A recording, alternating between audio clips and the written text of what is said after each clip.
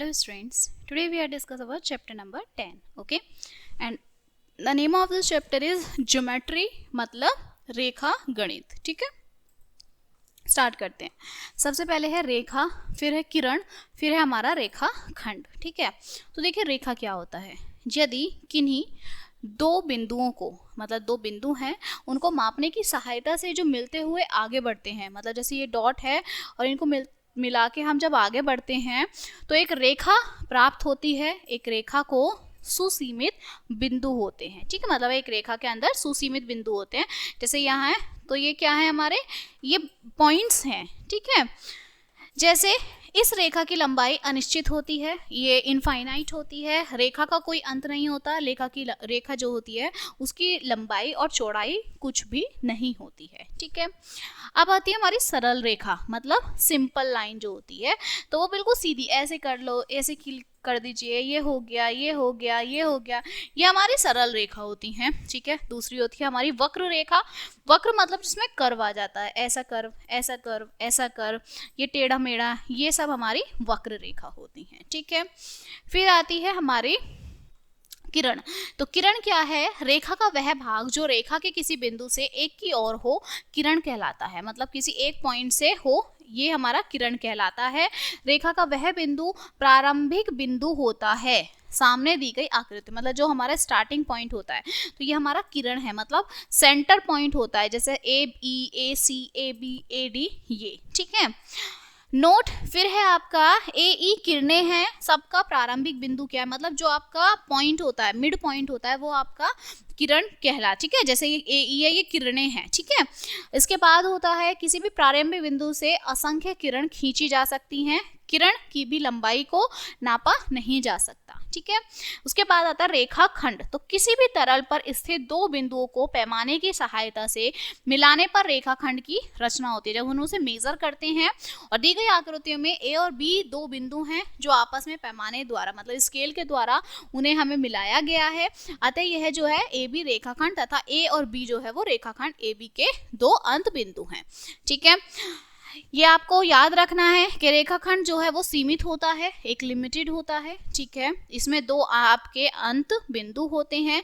ये रेखाखंड है, मतलब ए और बी. ठीक है, लंबाई को मापा जाता है, इसकी जो चौड़ाई है और मोटाई इसमें नहीं होती. ठीक है, इसके अतिरिक्त जो आपकी ज्यामिति में हम पढ़ेंगे कोण, लंब, त्रिभुज, चतुर्भुज, पंचभुज, वृत्त, आयत इत्यादि. ठीक है, तो सबसे पहले आता है हमारा कोण क्या होता है ना. तो कोण क्या होता है, मतलब हमारा एंगल जब हम कोई फॉर्म करते हैं वो हमारा कोण कहलाता है. जब दो रेखा एक ही बिंदु से खींची जाती हैं अथवा दो रेखाएं आपस में एक ही बिंदु पर मिलती हैं तो वह कोण बनाती हैं, तथा बिंदु को कोण का शीर्ष बिंदु भी कहा जाता है. मतलब जो ये है, ये वाला पॉइंट जो है ये एंगल होता है, कोण होता है. ठीक है, इसके बाद कोण दो तरीके के होते हैं, अंत भाग और बाह्य भाग, मतलब इंटरनल और एक्सटर्नल. ठीक है, जैसा कि इसमें दिखाया हुआ है. ठीक है ना. नेक्स्ट आता है कोणों के प्रकार. तो देखिए ये कोणों के आपके कुछ प्रकार हैं. तो सबसे पहला है हमारा 0 से 360 तक के कोण, मतलब जो हमारे एंगल बनते हैं वो 360 तक के बनते हैं. 360 मतलब पूरा ऐसे राउंड हो जाता है, तो ये 360 कहलाता है. ठीक है, सबसे पहला है शून्य कोण, मतलब आपका जीरो एंगल जिसमें होता है, जिस कोण का जो मान है वो 0 डिग्री होता है, वह शून्य कोण कहलाता है. ठीक है, फिर है आपका न्यून कोण. तो जिस कोण का मान 0 से अधिक तथा 90 मतलब 90 डिग्री से कम होता है वह न्यूनतम कोण कहलाता है, मतलब इसे हम एक्यूट एंगल बोलते हैं. ठीक है, फिर आता है समकोण. तो जिस कोण का मान 90 डिग्री हो, ठीक है, ये हमारा क्या है, स्ट्रेट एंगल या राइट एंगल, ये हमारा राइट एंगल कहलाता है, जिसका जो एंगल है वो कितना होता है, 90 होता है. ठीक है, अधिक कोण मतलब ऑब्ट्यूज एंगल, जो हमारा 90 से बड़ा होता है और 180 से छोटा होता है. ठीक है, इसके बाद आता है सरल कोण. तो सरल कोण हमारा होता है 180, मतलब जो सिंगल लाइन होती है ये हमारा स्ट्रेट एंगल होता है. फिर है बृहत कोण. बृहत कोण क्या होता है कि जिस कोण का मान 180 से ज्यादा और 360 से कम होता है, जो नीचे की तरफ बनता है. ठीक है, और संपूर्ण कोण मतलब 360 जो पूरा राउंड हो जाता है. क्लियर. फिर है हम कोणों की तुलना कर देंगे। तो ये कंपैरिजन है, तो दोनों कोणों की जो भुजाएं हैं उसका आपसी झुकाव देखें। यदि झुकाव कम है अर्थात भुजाएं जो हैं वो एक दूसरे के नजदीक हो तो वह कोण छोटा होता है। यदि आपसी झुकाव अधिक है तो कोण बड़ा होता है। कोणों के बराबर होने की स्थिति में यह झुकाव जो है वो बराबर होता है। ठीक है, जैसे इस पिक्चर में दिखाया हुआ है। ठीक है, तो हम सबसे पहले अपनी एक्सरसाइज पर आते हैं। अभ्यास प्रश्नावली 10.1 क्लियर। तो देखिए, निम्नलिखित कोणों के नाम लिखिए। अब हमें इनके नाम लिखते हैं कि कौन कौन से कोण हैं।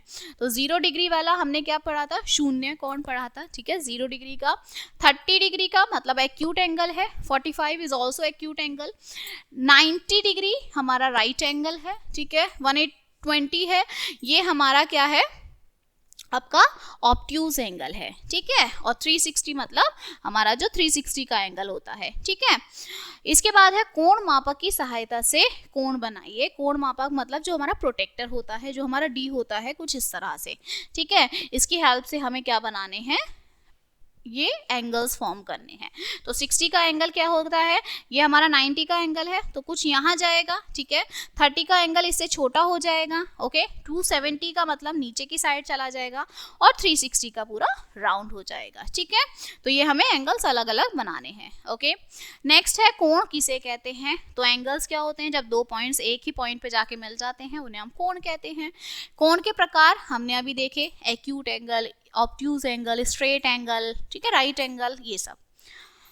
नेक्स्ट है कोण को मापने के लिए जिस यंत्र का प्रयोग करते हैं उसका नाम और चित्र और बनावट का संक्षिप्त वर्णन कीजिए। तो एंगल मेजर करने के लिए हम प्रोटेक्टर का यूज करते हैं।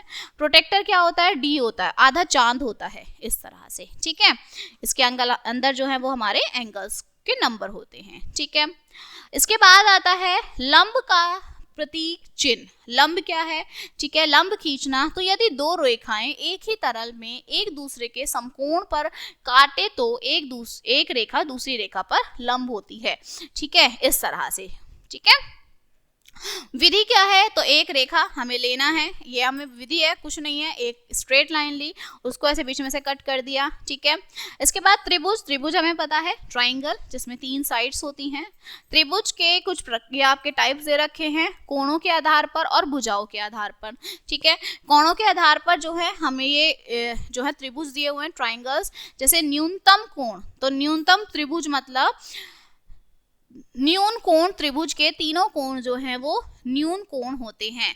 जैसे क, ख, ग, और तीनों ही क्या है, 90 से कम है। ठीक है, समकोण क्या होते हैं, एक 90 डिग्री है, बाकी दोनों आपके अलग अलग हैं। ठीक है, और अधिक कोण में क्या है कि तीनों ही एंगल जो है वो आपके अलग हैं। ठीक है, मतलब इक्विलेटरल, आइसोलेसिस, ये सब आपके ट्राइंगल्स। ठीक है, इसके बाद है भुजाओं के आधार पर।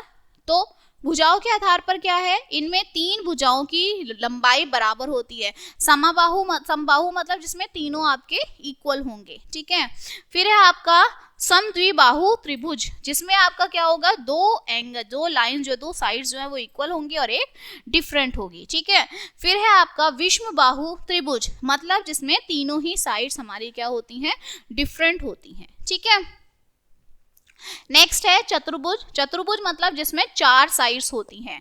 ठीक है, फिर है पंचभुज, और पंचभुज का मतलब क्या होता है, जिस आपकी शेप में 5 साइड्स होती हैं। ठीक है, इसके बाद है आयत बनाना। आयत अब कैसे बनाते हैं, तो आयत जो है वो एक ऐसा चतुर्भुज है जहां 2 रेखाखंड समान होते हैं। ठीक है, ये इन्होंने आयत बनाया है, यहाँ ये वर्ग है, तो वर्ग एक ऐसा चतुर्भुज है जहां चारों ही भुजाएं जो है वो इक्वल होती हैं, समान होती हैं। ठीक है, तो ये आपके कुछ एग्जाम्पल्स दिए हुए हैं। ओके, अब देखिए हम इन एग्जाम्पल्स को करते हैं। सब हमारी है एक्सरसाइज नंबर 10.2। ठीक है, तो इसमें फर्स्ट क्वेश्चन क्या दिया हुआ है कि एक रेखा दूसरी पर लंब है, बताओ कि लंब रेखा दूसरी लंब रेखा पर कितने अंश का कोण बनाएगी।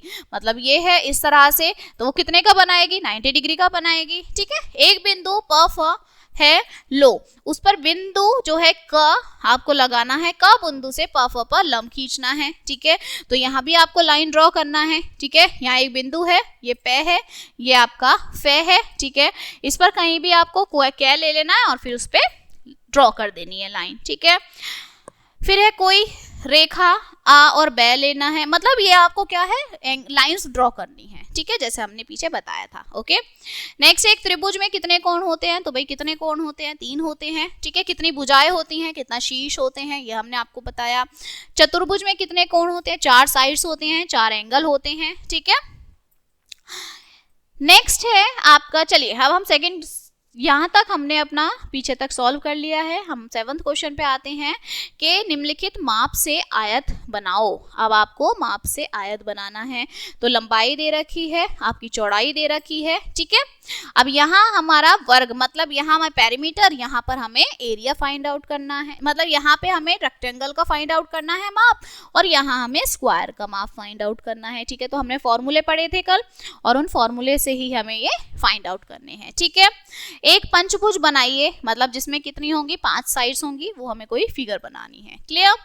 नेक्स्ट है व्रत तथा अन्य परिभाषाएं। अब देखिए व्रत क्या है, व्रत वह आकृति होती है जो वक्र रेखा द्वारा बनाई जाती है, मतलब जो सेंटर वाली पॉइंट होती है उसके द्वारा बनाई जाती है, रेडियस के द्वारा बनाई जाती है, तथा इसके अंदर स्थित एक बिंदु से रेखा के प्रत्येक बिंदु की दूरी समान होती है। मतलब ये हमारी क्या है, हमने यहाँ पे रेडियस ले ली और इससे फिर हम इक्वल ही इन्हें डिवाइड कर सकते हैं, ठीक है।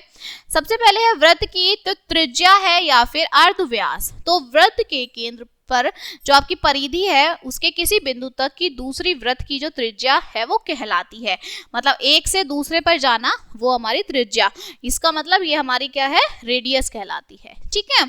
वृत्त का जो व्यास होता है वो वृत्त के केंद्र से होकर दोनों ओर जाने, मतलब एक पॉइंट से दूसरी पॉइंट पर, ये हमारा क्या होता है, डायामीटर होता है, ठीक है। अब ये इसमें एग्जांपल्स है, तो हमारी देखिए जो रेडियस है इसमें हमारा एक फॉर्मूला है कि जो रेडियस है वो हमारी क्या होती है, रेडियस और डायमीटर, है ना। तो हम इसमें फॉर्मूला हमारा होता है, जो हमारी रेडियस है वो क्या होती है, डायमीटर अपॉन 2, और डायमीटर क्या होता है, 2 इंटू आर, मतलब 2 इंटू रेडियस, ठीक है। रेडियस क्या होती है, आधी होती है ना डायमीटर की, और डायमीटर क्या होता है, रेडियस का डबल होता है, ठीक है। तो हमें इसमें यही करना है। 3 सेंटीमीटर त्रिज्या वाला एक वृत्त बनाइए। अब हमें 3 सेंटीमीटर का त्रिज्या वाला एक वृत्त बनाना है, ठीक है, सर्कल बनाना है। अब देखिए यहाँ पर हमें क्या दे रखा है, निम्नलिखित माप के अनुसार वृत्त की रचना हमें करनी है, ठीक है। तो हम क्या करेंगे, इसे फॉर्मूले में पुट करेंगे, ठीक है। जैसे कि हमने यहाँ एग्जांपल्स में देखा था, हमने क्या था यहाँ पर कि हमें वृत्त बनाना था, ठीक है। तो हम इस तरह से क्या करना है, वृत्त निकालेंगे, और उससे पहले हमें यहाँ क्या दिया हुआ है, माप, आपको निम्नलिखित माप के अनुसार हमें एरिया निकालना है, एरिया ऑफ सर्कल, ठीक है, जिसमें हमें वृत्त की रचना करनी है।